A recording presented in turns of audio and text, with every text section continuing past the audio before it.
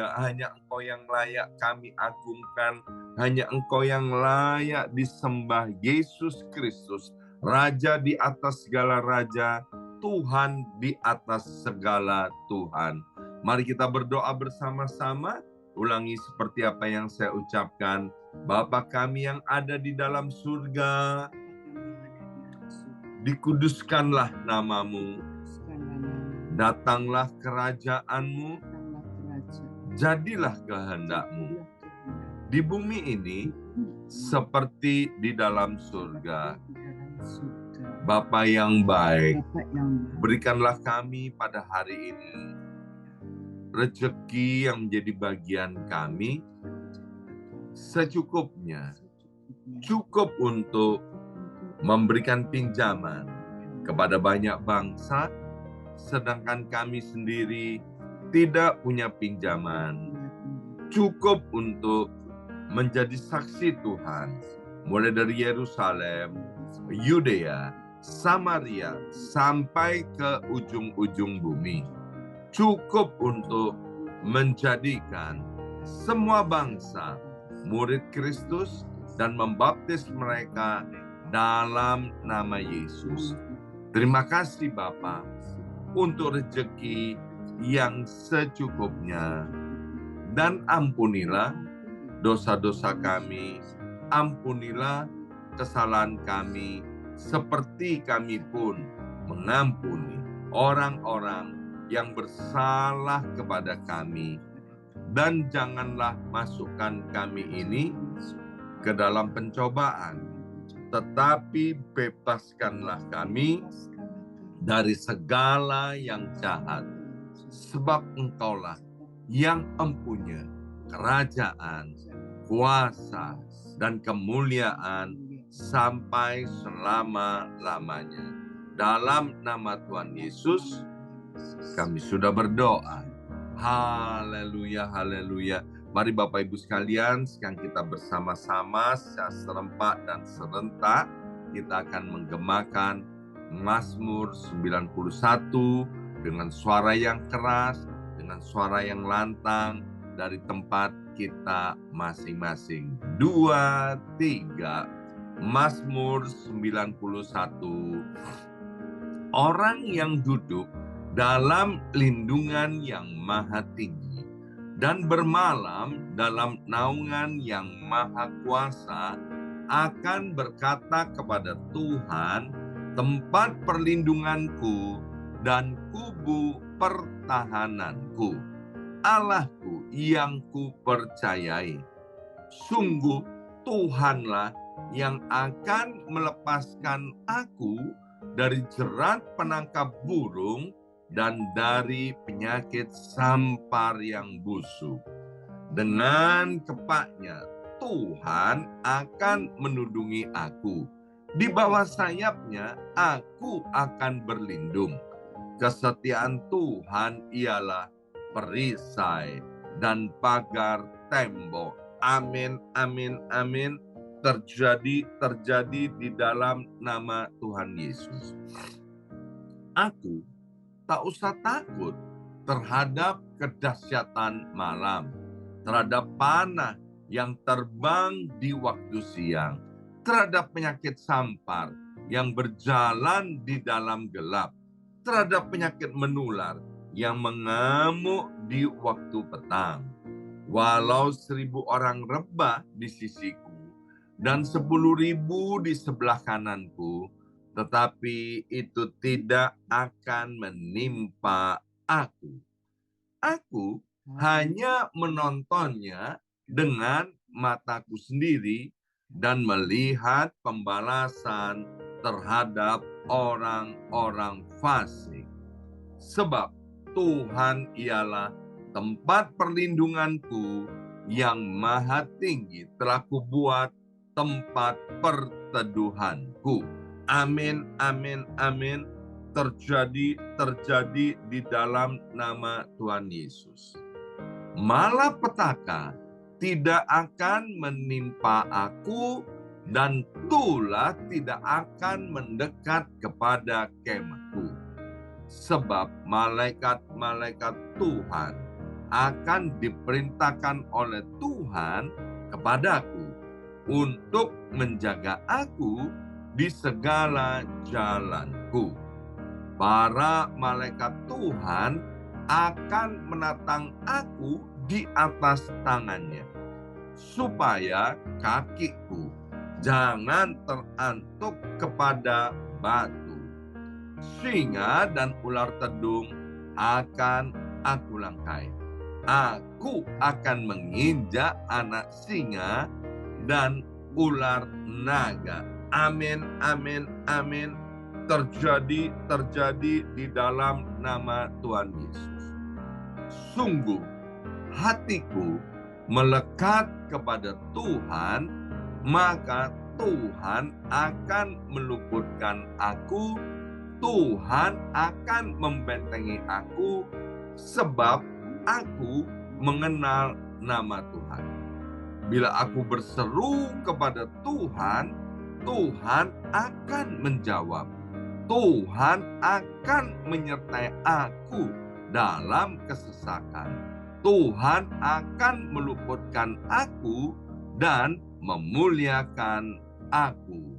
Dengan panjang umur akan Tuhan kenyangkan aku, dan akan Tuhan perlihatkan kepadaku keselamatan daripadanya. Amin, amin, amin. Terjadi di dalam nama Tuhan Yesus. Terima kasih ya Aba, ya Bapa. Sebentar kami akan mendengarkan sebagian daripada kebenaran firman Tuhan. Berkati hamba firman-Mu, Ibu Pendeta Hana Istati Rahayu. Dalam nama Yesus, yang siap mendengarkan firman Tuhan, angkat jempolnya ke depan dan katakan amin 3 kali. Amin, amin, amin. Salam kebangkitan, salam penuaian. Semangat pagi. Semuanya semangat pagi. Apa kabarnya Bapak Ibu semuanya? Ya, senang sekali hari ini Selasa 20 Februari 2024 boleh bersama-sama kembali dengan Bapak Ibu semuanya yang dicintai oleh Tuhan, ya.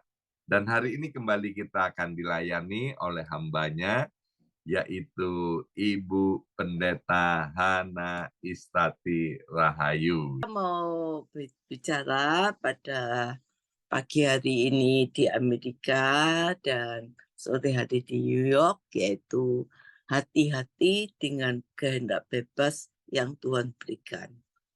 Saudaraku, sesuatu kehendak bebas yang Tuhan berikan pada kita, bahwa Tuhan itu membuka seluas-luasnya untuk kita masuk di dalam hadirat Tuhan. Ada persekutuan rohani, perjumpaan dengan Allah, dan kita bisa meraih berkat-berkat Allah sebanyak-banyaknya. Bahkan kita bisa mencapai hidup kekudusan.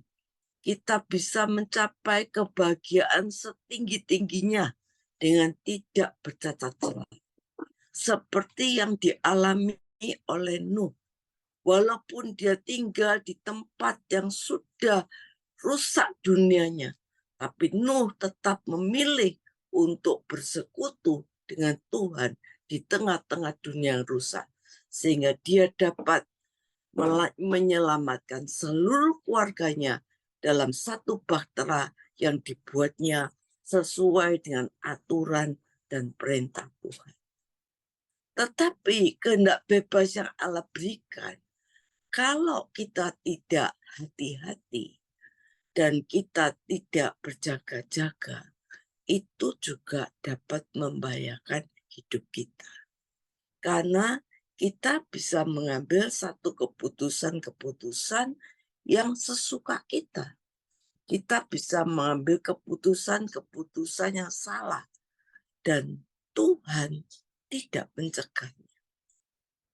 Kalau kehendak bebas yang didefinisikan sebagai Allah memberikan pada manusia kesempatan untuk kita memilih pilihan yang betul-betul mempengaruhi nasib manusia, maka manusia benar-benar akan memiliki kehendak bebas yang betul-betul benar.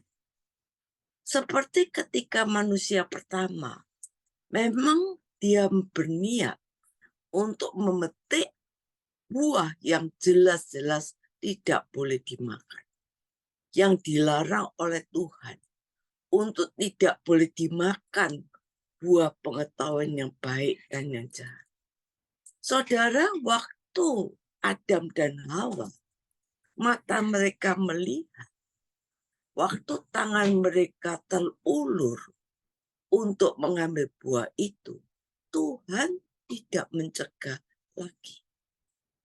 Karena Tuhan sudah memberikan nasihat, Tuhan sudah memberikan pengertian, Tuhan sudah memberikan ancaman.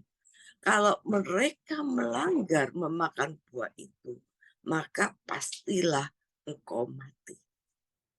Tuhan sudah memberikan satu peraturan. Tuhan sudah memberikan satu ancaman. Tapi ketika mereka tidak memakai kebebasan itu sesuai dengan kehendak Tuhan dan kehendak sendiri, waktu dia mengulurkan tangannya mengambil buah itu, dikatakan Tuhan tidak mencegahnya.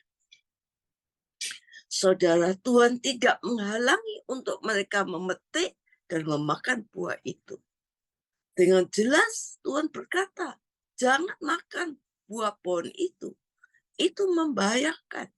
Karena kalau kau makan, kau akan mati.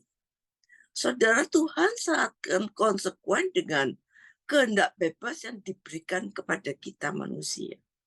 Tuhan memberikan kebebasan dan tidak pernah mengambil kedaulatan itu kepada manusia dan tidak pernah menghalangi ketika seorang mau mengambil keputusan untuk membahayakan dan yang mengerikan. Tapi bagi kita punya satu komitmen. Kalau kita mau hidup benar, kita jadikan Tuhan itu segalanya dalam hidup kita. Kita mau menyenangkan hati Tuhan. Kita mau memilih untuk hidup setia. Kita mau memilih untuk hidup suci. Kita memilih untuk hidup taat sesuai firman Tuhan. Kita mau memilih mengalami hidup yang bahagia. Kita bisa berkemenangan setinggi-tingginya. Saudara, kita bisa hidup suci setinggi-tingginya. Kita akan menjadi orang-orang yang berkenan di hadapan Tuhan. Kita akan menjadi orang yang diberkati, memiliki kelimpahan dalam berkat Tuhan. Kemurahan dan kebajikan Tuhan selalu mengikuti kita. Tentu berkat di sini bukan cuma diartikan untuk makan, minum, dan materi. Tapi juga perkara-perkara yang kekal. Yaitu karakter-karakter kita diubahkan. Saudara, keintiman kita kepada Tuhan semakin kuat. Iman pengharapan kita kepada Tuhan semakin kokoh. Dan ini semua adalah sebagai harta kekal yang tidak bisa dibeli dengan uang dan apapun. Saudara, dan ini yang akan membahagiakan kita. Mungkin setan berbisik, kamu nggak bisa hidup suci, kamu nggak bisa hidup diberkati, kamu bukan orang istimewa, kamu bukan orang yang dipilih, kamu nggak bisa menjangkau Allah, kamu nggak bisa bersekutu dengan Tuhan. Padahal tidaklah demikian. Kita sangat-sangat bisa berjumpa dengan Allah. Kita bisa berjangkau dengan Allah, menjangkau Allah. Kita bisa bersekutu dengan Allah, bercakap-cakap dengan Allah. Saudara, dan ini sangat berarti bagi Tuhan. Karena Tuhan itu memanggil kita, dan kita ini sangat berharga di mata Tuhan. Oleh karena itu, jangan kita dengar tipuan dari kuasa kegelapan, sehingga kita tidak bisa mempergunakan waktu sebaik-baiknya.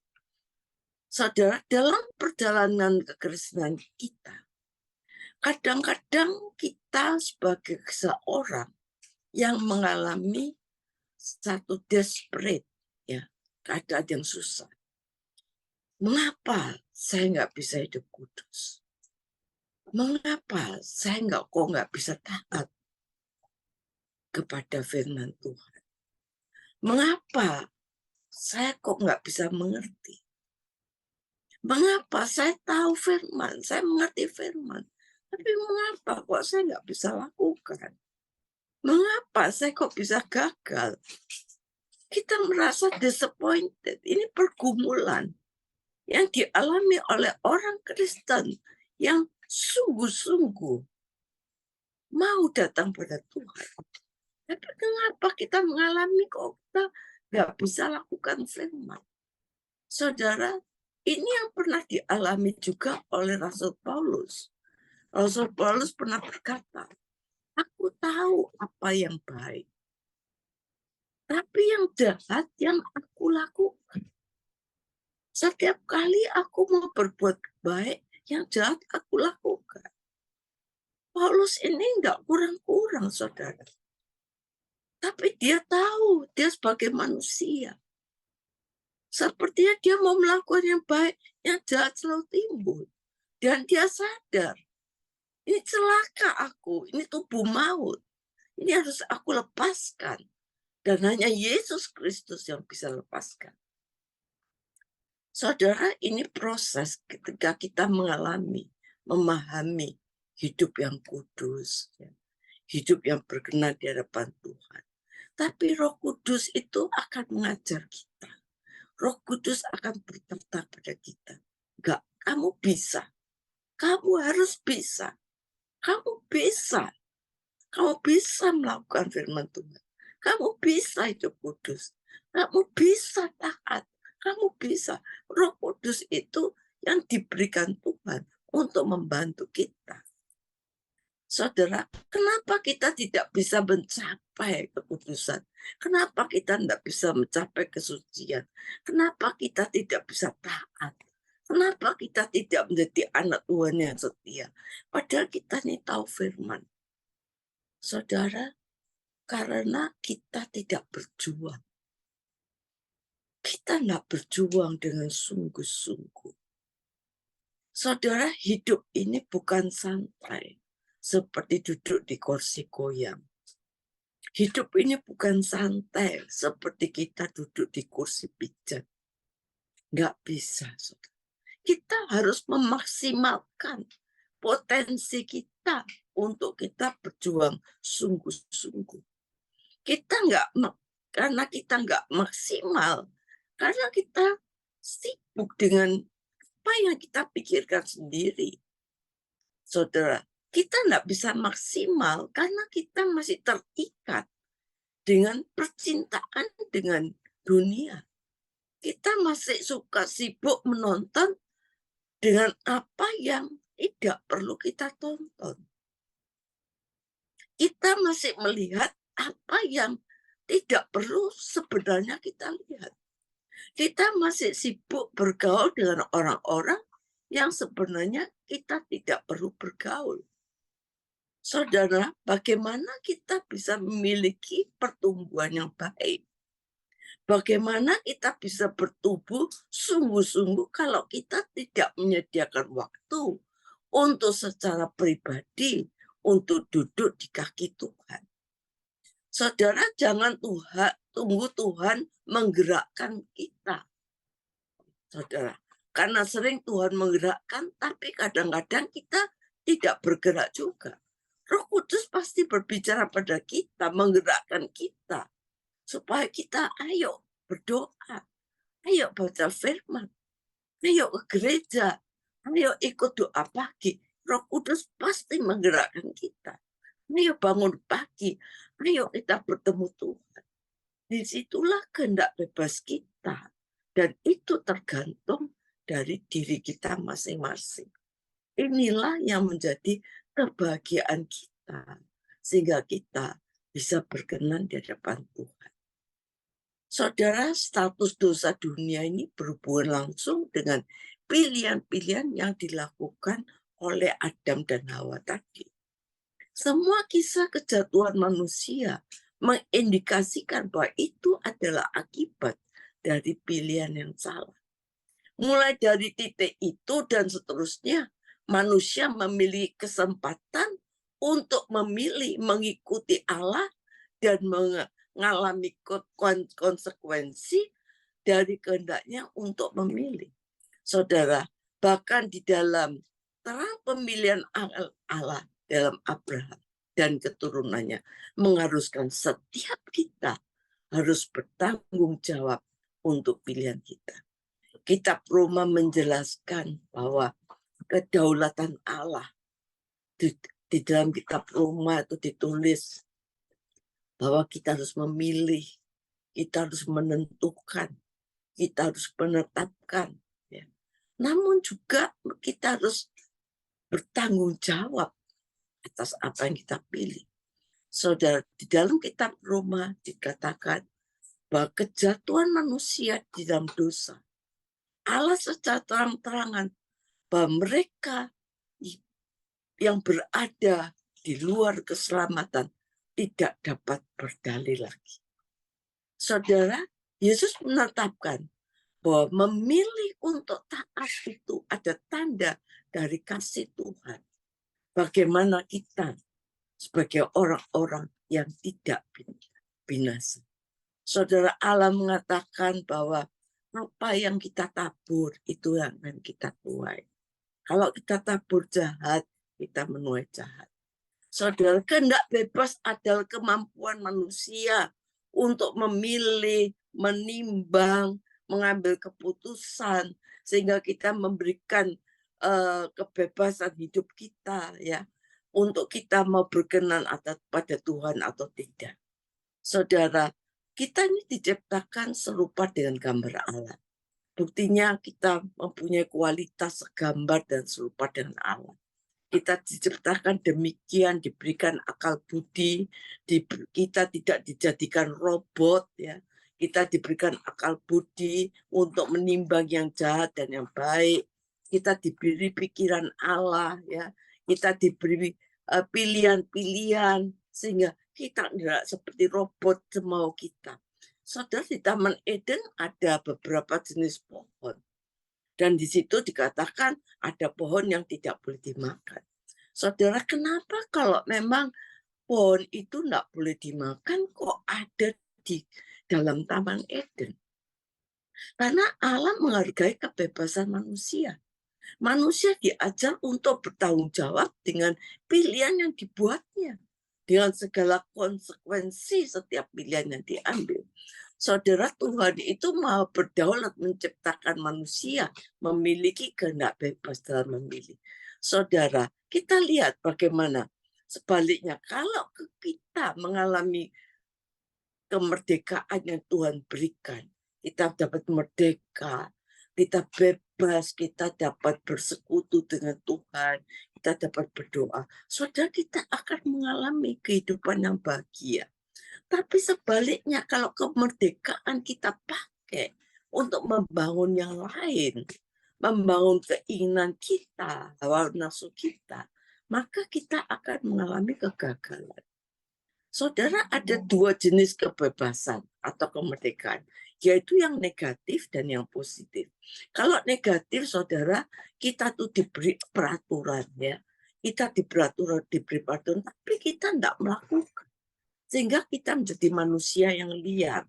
Tapi kalau kebebasan positif, kita diberikan peraturan, kita lakukan dengan maksimal, maka kita akan mengalami hidup yang bahagia. Saudara, kalau kita mau mengalami kebangkitan, kita mau mengalami penuaian besar, ayo kita taati firman Tuhan. Kita mau menjadi manusia yang sungguh-sungguh. Bila kita sebagai manusia diciptakan memiliki kehendak bebas, menggunakan kebebasan kita secara negatif, maka kita menjadi manusia bebas sebebas-bebasnya, sehingga kita tanpa aturan, tanpa hukum, tanpa etika, tanpa moral, tanpa mempertimbangkan yang baik dan jahat. Dan kita menjadi makhluk yang liar, saudara.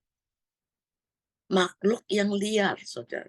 Tapi apabila kita menggunakan kebebasan kita itu dengan positif, sesuai dengan apa yang benar, sesuai firman Tuhan, maka diri kita ini punya potensi yang orang lain nggak punya. Sehingga apa yang dirancangkan Allah sebagai pencipta itu dapat kita raih sepenuhnya. Saudara. Kenapa Tuhan biarkan, tadi saya katakan, kok pohon yang tidak boleh dimakan ditaruh di Taman Eden? Karena Tuhan menghormati kehendak bebas kita. Kita boleh memilih, saudara. Sehingga Allah melihat bahwa manusia itu memiliki kehendaknya sendiri, bukan karena tidak ada pilihan lain. Saudara, sayangnya kita lihat manusia pertama, Adam dan Hawa, gagal, keliru.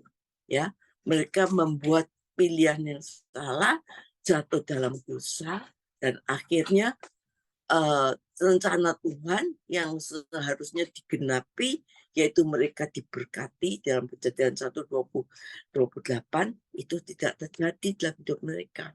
Saudara, karena mereka menggunakan hak bebas yang tidak benar. Saudara, di dalam hak bebas yang Tuhan berikan, Tuhan sudah mengajarkan ada satu syaratnya. Yohanes 15 ayat 7.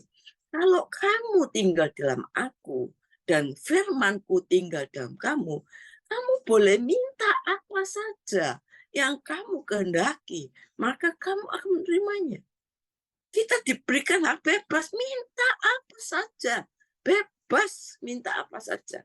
Kamu akan menerimanya asal kalau kamu tinggal dalam aku dan firmanku tinggal dalam kamu. Saudara, di sini Tuhan menghargai kehendak bebas kita. Minta apa saja. Apa yang kamu kehendaki, kamu akan menerimanya. Tetapi bagaimana kalau kehendak bebas kita pakai sembarangan? Sehingga kita jatuh dalam dosa, saudara. Jawabannya yaitu kalau kita tidak tinggal di dalam Tuhan. Kita tidak tinggal di dalam Dia. Firman kita tidak tinggal dalam Dia.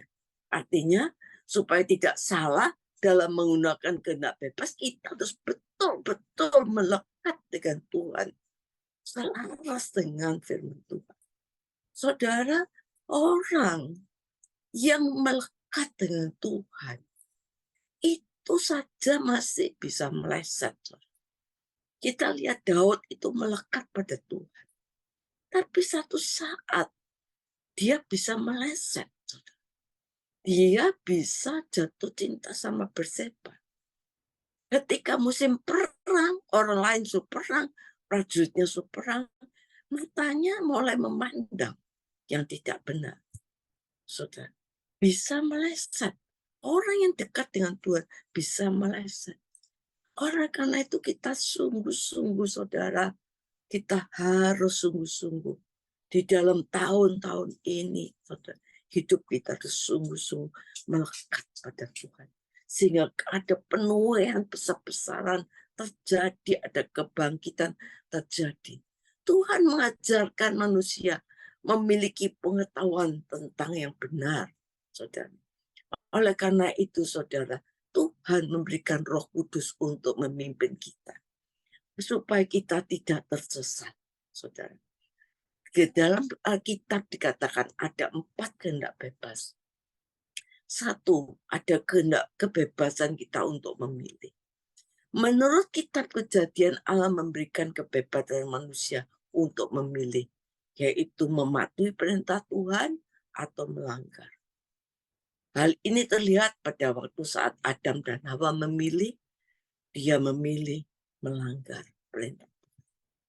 Saudara, dan Tuhan dengan segala kedaulatan kebebasan manusia, ketika Hawa mengulurkan tangan mengambil buah itu, Tuhan tidak melarang. Saudara, yang kedua, kehendak bebas terbatas. Meskipun manusia itu memiliki kebebasan untuk memilih, Namun kebebasan itu tidak mutlak. Ada batasan-batasan yang diberikan oleh Tuhan. Saudara, hal ini kita dapat lihat di dalam Ulangan 30 ayat 19.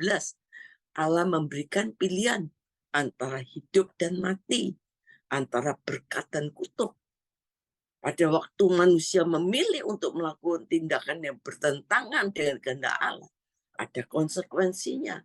Namun kalau kita memilih apa yang benar, saudara, kita akan mendapatkan konsekuensi yang baik. Oleh karena itu, ada batasannya. Saudara, kebebasan itu ada batasannya. Dalam Ulangan 30 ayat 19, ada hidup dan mati, ada berkat dan kutuk. Terus baca itu benar-benar, saudara. Yang ketiga, kita harus arahkan kehendak bebas itu kepada kehendaknya Tuhan. Allah memberikan kebebasan kepada kita untuk memilih. Namun manusia harus memilih sesuai dengan kehendaknya Tuhan. Ya, hal ini terlihat pada waktu Yesus berdoa di Getsemani. Ada tertulis dalam Matius 26 ayat 39. Yang dikatakan, Yesus berkata, "Ya Bapakku, jikalau sekiranya mungkin, biarlah cawan ini lalu daripadaku. Tapi biarlah, jika sekiranya tidak mungkin, biarlah semuanya terjadi menurut kehendak-Mu." Saudara, bukan kehendakku, tapi kehendak-Mu, saudara. Hal ini menunjukkan bahwa manusia harus mengarahkan kehendaknya itu kepada kehendaknya Tuhan. Saudara, jadi dalam memilih itu harus ada kehendak bebas, yaitu kehendaknya Tuhan, bukan kehendaknya diri kita sendiri. Kalau kita kehendak diri kita sendiri, saudara, kita menjadi manusia liar, manusia tidak bermanfaat, manusia tidak ada harga dirinya, saudara. Kita lihat, saudara, tidak ada harga dirinya. Dan kita lihat yang keempat, kehendak bebas itu mempengaruhi masa depan kita. Tindakan manusia dihasilkan dari kehendak bebas itu mempengaruhi masa depan kita. Kita lihat tentang anak yang hilang. Anak yang hilang itu hidup mau bebas, hidup memakai uang segalanya, saudara. Sehingga dia kehilangan semuanya, kehilangan hartanya, kehilangan harta miliknya, kehilangan statusnya, dan kehilangan identitas dirinya. Ini menunjukkan bahwa kehendak bebas manusia itu mempengaruhi masa depan kita. Biarlah kehendak bebas kita yang dihadiahkan Tuhan kepada kita, itu harus kita pertanggungjawabkan. Oleh karena itu, sebagai manusia, kita harus memilih yang bijaksana. Ya, kita harus hidup dalam taat dan kebenaran, mempertimbangkan betul-betul konsekuensinya apa, berpikir panjang, karena manusia akhir zaman ini tidak berpikir panjang. Saudara, kita tidak pikir panjang. Kadang-kadang kita hidup kita menurut kehidupan kehendak kita, seenak kita, duduk di atas goyang, megang HP, megang gadget seharian penuh, saudara. Saudara, akibat dari itu, saudara, konsekuensinya ada. Saudara, kita bisa, kalau kita terus pegang gadget kita sehari-hari, ya, kita pegang HP kita kena penyakit mager, saudara. Kenapa penyakit mager? Saudara, malas gerak, saudara. Penyakit mager, malas gerak. Sehingga kita tiduran, ya saudara. Kita enggak berbuat apa-apa, enggak baca firman, enggak melakukan apa-apa, enggak olahraga, jantung kita sakit, paru-paru sakit, wah semua sakit, lambung saya semua sakit, saudara. Dan akhirnya kita tidak mendapatkan apa-apa. Tapi kalau kita mau sungguh-sungguh, kita mau melakukan sesuai kehendak Tuhan, maka saya percaya kita ini tidak menjadi manusia makhluk yang berisiko tinggi, tapi kita menjadi makhluk yang sungguh-sungguh diberkati oleh Tuhan. Oleh karena itu, saudara, ayo, kalau kita jangan sampai menggunakan kehendak bebas yang Tuhan berikan pada kita, tapi biarlah kita mau bebas untuk bersekutu dengan Tuhan dengan sungguh-sungguh. Saudara, hati-hati, saudara. Akhir zaman ini yang melekat dengan Tuhan dengan sungguh-sungguh bisa melesat, Tuhan. Oleh karena itu, ayo saudara, kita mulai bangkit, kita mulai doa pagi, kita mulai baca firman. Sungguh-sungguh kita bersekutu dengan Tuhan. Dan kita percaya kita akan diberkati, menuai, mengalami kebangkitan yang luar biasa.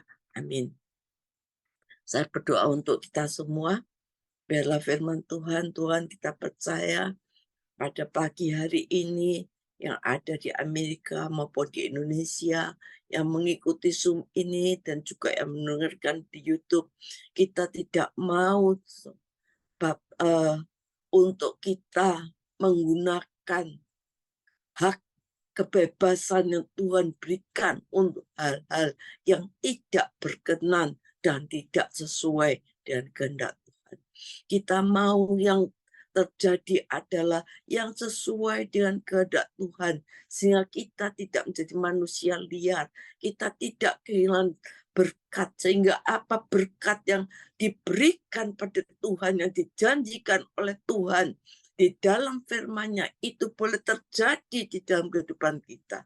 Kami percaya Tuhan yang saat ini mengalami kekurangan, Tuhan limpahkan segala berkat-Nya. Tuhan dalam pekerjaannya, Tuhan berkati. Dalam keluarganya, Tuhan memberkati, Tuhan pulihkan. Ada kesehatan antara orang tua dan anak. Terima kasih Tuhan, kami percaya kami adalah orang-orang yang berkenan di hadapan Tuhan. Kita adalah anak-anak yang sungguh-sungguh sangat berharga dan menjadi biji mata Allah. Amin.